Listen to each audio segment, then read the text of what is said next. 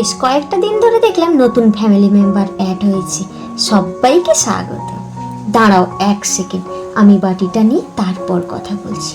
আজকে যে রান্নাটা করব এটা কিন্তু খুবই ইউনিক আর খুব টেস্টি একটা রান্না।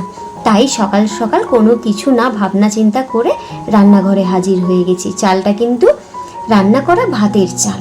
ওই চালটা একদিন আগে আমি ভিজিয়ে রেখে দিয়েছিলাম, কাল বিকালে করবো ভাবছিলাম, ওটা করা হয়ে ওঠেনি। তার জন্য এখন মিক্সিতে ওই চালটাকে এখন বেটে নিব। এর বাড়িতে মা কিন্তু এই পিঠেটা সবসময় করে থাকতো, বাবার আবার খুব পছন্দের ছিল। আমি কিন্তু এটাকে খুব মিহি করে বেটে নিব, তাই বারবার করে দেখছিলাম। আর জলটা কিন্তু চাল যতটা ততটার থেকে জাস্ট একটুখানি বেশি ঈষৎ। তো এখন দেখি যে না, এখনও ভালো করে পেস্ট করতে হবে, জলটা একটু আমার কম হয়ে গেছে।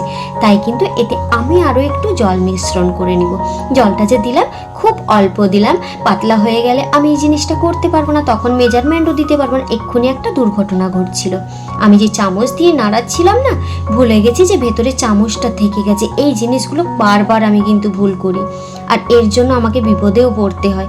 এর আগে একবার আমার সাথে হয়েছিল, বাটির ভেতর থেকে ব্লেড ভেঙে ছিটকে বেরিয়েছিল। ভাগ্যে সেইবার বেঁচে গেছিলাম। তার আগের বার তো ডুগু এমন ঘুরিয়ে দিয়েছিল, আমার ডান হাতের আঙুলগুলো কেটে কেটে রক্তাক্ত হয়ে গেছিল। হসপিটালে ভর্তি হয়ে গেছিলাম আমি। জন্য না রান্নাঘরে থাকলে সবসময় অন্যমনস্ক না হয়ে না ছোট ছোট জিনিসকে নিখুঁতভাবে কাজ করা ভালো। এদিকে আমার অল্প পেস্ট হয়ে গেছে, ওই 500 গ্রাম মতো আমি চাল ভিজিয়েছিলাম। 250 মতো আমার বাটা হয়ে গেছে, আর 250 মতো শেষবার বাটবো। তাতে কিন্তু আমি আরও একটা জিনিস অ্যাড করব, তবেই জিনিসটার টেস্ট কিন্তু হবে। আজকে সবটাই বলতে গেলে মায়ের উদ্যোগে করা। মায়ের উদ্যোগে বলতে, মা তো বললাম না গ্রামের বাড়িতে বাবা খুব পছন্দ করতো, তার জন্য মা কিন্তু প্রত্যেক সপ্তাহে একবার করে এইটা বানাতো।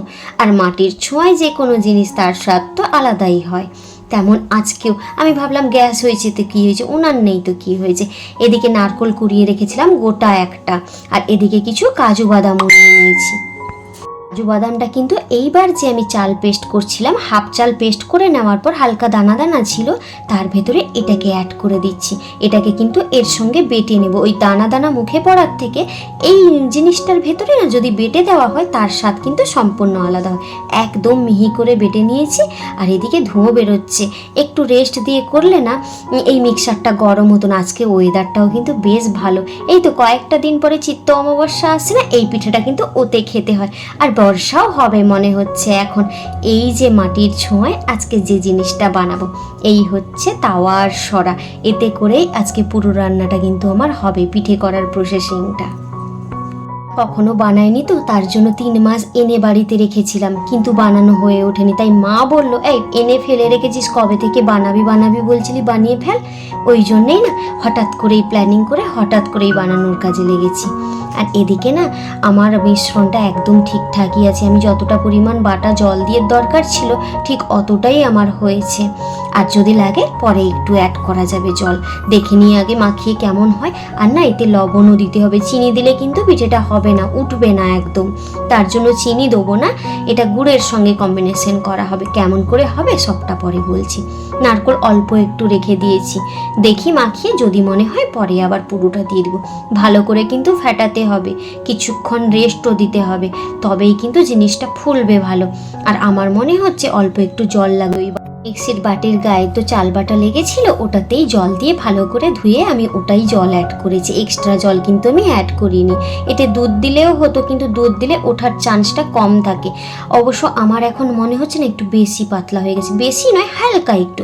এটা হলেও কোনো অসুবিধা নেই। এখন একটা জিনিস লাগবে, সেটা হলো ঘি। ঘি কী কাজে লাগবে আস্তে আস্তে দেখতে থাকো, বুঝতে পারবে। এটা অবশ্য ঘরের গরুর দুধের। তো মা বাড়ি গেছিলো, ওখান থেকে নিয়ে এসেছিলো। আমি না এই কৌটোতে করে রেখেছি, প্লাস্টিক কৌটোতে করে। 500 গ্রাম করেই আনি, বেশি আনি না। এদিকে এখন আমি তাওয়াটা গরম হতে বসিয়ে দেবো। একটু ভালো করে গরম হলে তারপর কিন্তু আমি জিনিসটা শুরু করব রান্না করা। আর এদিকে আর একটা বাটিতে নিয়ে নিলাম জল। জল কি কাজে লাগবে, জলও এখানে কার্যকরী আছে। এই যে একটা সাদা ন্যাকড়া, জলের ভেতর চুবিয়ে ন্যাকড়াটাকে ভিজিয়ে নিলাম আর জলটা ঝরিয়ে নেবো, বেশি ঝরাবো না, ওই অল্প একটু ঝরাবো, বেশি যেন আবার জল শুকিয়ে না যায়। আমার অবশ্য একটু বেশি শুকনো করা হয়ে গেছে, আমি তো প্রথমবার বানাচ্ছি, তাই মাকে আবার ডাকলাম, মা দেখো তো ঠিক আছে নাকি। মা আবার বললো বেশি শুকনো হয়ে গেছে, আরও একটু ভিজিয়ে নিতে হবে। এরকম একটা থালার মধ্যে ন্যাকড়াটা রেখে দিয়েছি আর সরাটা রেখে দিয়েছি। এদিকে সব কিছু আমি রান্নার কাছে গুছিয়ে নিয়েছি আর একটু নারকেল গুঁড়ো রেখে দিয়েছি, একটু পরে অ্যাড করব, একটা দিয়ে দেখি। আর আমি তাওয়াতে তেলটা ভালো করে চাপানোর জন্য না, ঘষার জন্য আমি একটা বেগুন কেটে নিয়েছি, কিন্তু বেগুনটা এই যা তাপ, মনে হচ্ছে আমার রান্না দুপুরে করতে হবে না, বেগুন ভাজা হয়ে যাবে। আর বেগুন ভাজা দিয়ে তো ভাত খেতে দারুণই লাগে, একটু ভাতে ঘি আর যদি বেগুন ভাজা হয়, আর কি চাই দুপুরবেলা। এই যে বললাম না ভাজা হয়ে যাবে, হয়েও গেছে। আর আমি তাওয়ার মধ্যে চালের মিশ্রণটাকে অল্প অল্প করে দিয়ে দিচ্ছি, বেশি বড় বড় করে করব না। বেশি বড় যদি করে ফেলি তাহলে সরার গায়ে বসে যাবে, তখন আবার বিচ্ছিরি দেখতে হবে। সরাটা এবার ঢাকা দিয়ে দিলাম। এবার ওই যে ন্যাকড়াটা ভিজিয়ে রেখেছিলাম ওটাকে কিন্তু আমি 4 সাইড দিয়ে ভালো করে চাপা দিয়ে দিলাম, একদম যেন হাওয়া না বেরোয়। আমার সরাটা যদি আরেকটু ছোট হতো তাহলে কিন্তু একদম হাওয়া বেরোতো না, আমার একটু বড় হয়ে যাওয়ার জন্য না, ওই জন্য একটু বেরিয়ে যাবে মনে হচ্ছে, তাই ন্যাকড়া দিয়ে ভালো করে ঢাকা দিয়ে দিয়েছি। প্রচুর গরম হয়ে গেছে, এটা কিন্তু তোমরা চাইলে সাঁড়াশি দিয়ে তুলতে পারো, আমি অবশ্য হাতে তুলে নিয়েছি। বেশ অনেক দিন হলো এই পিঠেটা বানাবো বলে আমি এই মাটির সরা এগুলো সব কিনে রেখেছিলাম। অনেক দিন থেকে ভাবছি এইটা বানাবো বানাবো, শেয়ার হয়ে ওঠেনি। কালকে হঠাৎ করে দুপুরবেলা কি হলো, মাকে বললাম যে আজকে একটু চাল ভেজানো যায়, চাল ভিজিয়ে দিই, বিকালবেলা করব। বিকালের সময় হয়নি, চালটা কিন্তু ভিজিয়ে রেখে দিয়েছিলাম। সকালবেলা ডুগুকে স্কুল বের করে দিয়ে এই ছিরকিটি করতে বসছি। আমার জীবনে এটা প্রথমবার ট্রাই করা, কেমন হয়। প্রথমটা একটু ফুলেছে কম, সেটা তোমাদের সঙ্গে শেয়ার করব, কিন্তু নেক্সটটা খুলে দেখেছি একটু ফুলেছে, কি হলো দেখাচ্ছি। একবার এসে দেখেছিলাম যে হয়নি, অল্প একটু হবে, এই 5 থেকে 7 মিনিট মতো লাগলো একটা পিস হতে। এটা কিন্তু আরও একটু যদি বেশিক্ষণ আমি মাখিয়ে রাখতাম তাহলে কিন্তু এটা আরও বেশি ফুলতো, আর একটু শক্ত করতে হতো, কিন্তু খেতে খুব একটা কম স্বাদ হয়নি। আর একটা তোলার পর যখন নেক্সট দেবো তার আগে কিন্তু হালকা করে খুন্তি দিয়ে এইভাবে না পরিষ্কার করে নিতে মা বলল, এইভাবে পরিষ্কার করে নিলে নাকি আর তুলতে সুবিধা হবে। আবার কিন্তু আমি সেই একই প্রসেসে এইবার কিন্তু একটু অল্প ঘি দিয়েছি। আগেরবার আমার নতুন সরা তাওয়া ছিল, তার জন্য একটু বেশি করে ঘি লাগাতে হয়েছিল, এইবার অল্প একটু লাগাতেই হয়ে গেছে।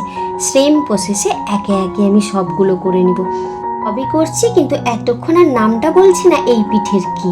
এটা হচ্ছে চিতি পিঠে, এটা চিত্ত অমাবস্যাতে খেতে হয়, সামনেই তো চিত্ত অমাবস্যা আসছে, তাই ভাবলাম আগে একবার নিজের হাতে বানিয়ে দেখে নি ঠিকঠাক পারি নাকি।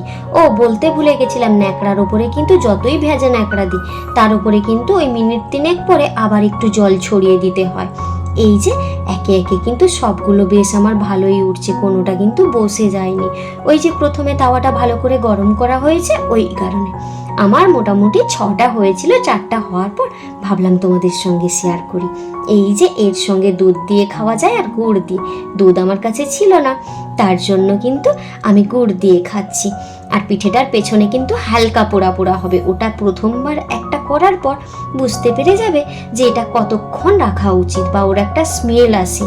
আর খেতে না সত্যি খুব ভালো হয়েছিল, ওই যে কাজু বাদাম বাটা দিয়েছিল। আচ্ছা, তোমাদের যদি আমার ভিডিওটা ভালো লেগে থাকে তাহলে প্লিজ ছেড়ে যেও না, আমার পরিবারের সদস্য হয়ে থেকে যেও আমার এই ছোট্ট পরিবারে।